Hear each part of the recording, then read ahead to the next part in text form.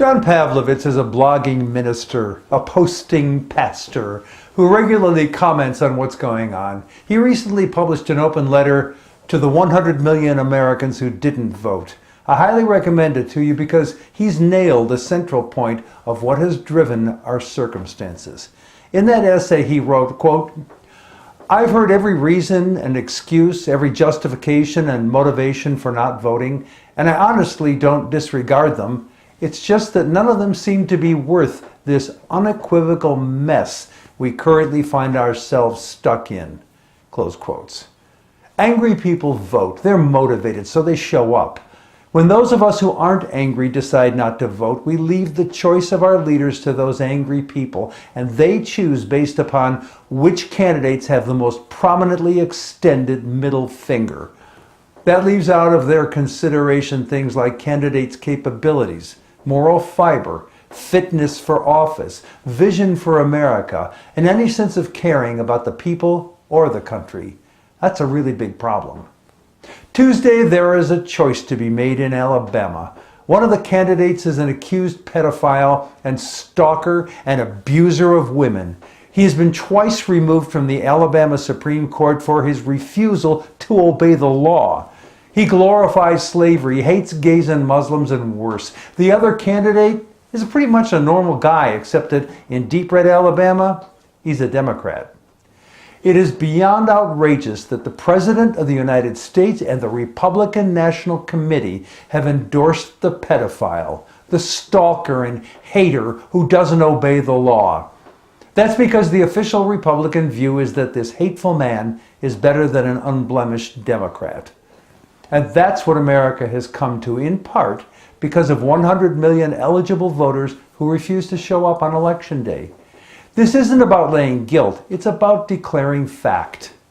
Let's be fair and admit that the gut-level baseness represented by our abhorrent current reality is the big deal. It just wouldn't have been made manifest so horribly without the passive approval of those who didn't show up to vote and instead allowed power to go to this amoral Congress and administration. That has permitted them to make enormous strides in destroying all that we hold dear.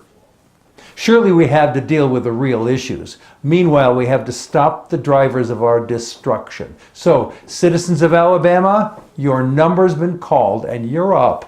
Your country and the world are counting on you to make the right choice for the America we believe in. Show up on Tuesday. And another thing, this may not be popular to say, but we have decades of reacting to women accusing men of stalking, rape, abuse, molesting, groping, grabbing, and all manner of predatory behavior and not believing them.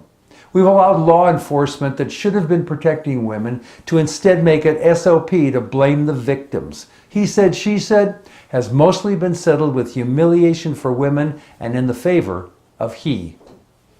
Now we're convicting men in the court of public opinion solely on the basis of accusation, and the outfalls just enormous.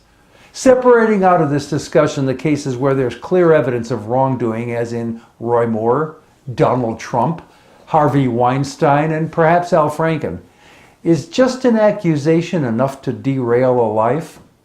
Let me poke at this a bit. What if some of those anonymous accusers are really political operatives for the other side? What if some of the Me Too folks are pissy at all men and act out of a perceived opportunity to do some men bashing? I had an experience of that from a woman I barely knew, whom I had not wronged in any way. She later agreed to that, but who tried to beat me up anyway.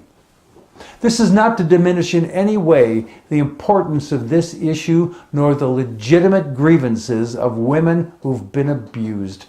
But whatever happened to innocent until proven guilty? I'm Jack Altshuler.